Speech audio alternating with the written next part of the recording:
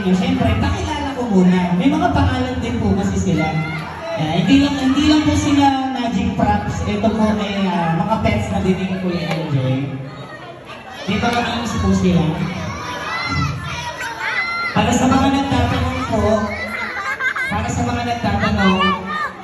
may battery lang po sila guys, ha? Hindi. Pakilala ko lang this one. This one is my bunny. Ito po ay crossbreed ng American and Lionhead. Crossbreed po sila ng Lionhead. This one, babae ito, we call her Bruha. Kasi ang kapal ng balahibo niya, pero we call her Bru for short. Everybody say, hi Bru! Hi Bru! Sino gusto kumawag ng Bruha?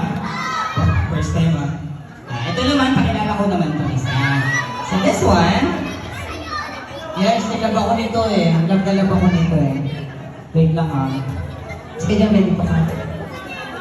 So this one naman po is my Blizzard Burmese Python. Wag po kayo mag-alala, lahat ng pythons po, kahit anong klase ng python, wala po silang kamandag. So kahit matukulang nila kayo, safe na safe po kayo. Masakit lang po talaga. So this one naman, babae din po ito. We call her King.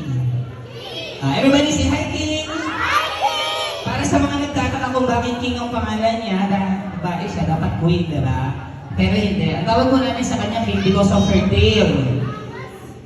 Dahil po sa tail niya, okay? Trivia na lang dito para sa mga nanonood. Meron po siyang king tail. This one is called a king tail. Inborn po ito, kumbaga sa tao, pinangalan po siyang common. Yun po siya. So, sino dito kumawag ng king?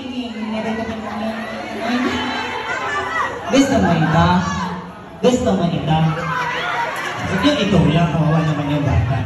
Sir Kevin, patanggal muna ng pin natin.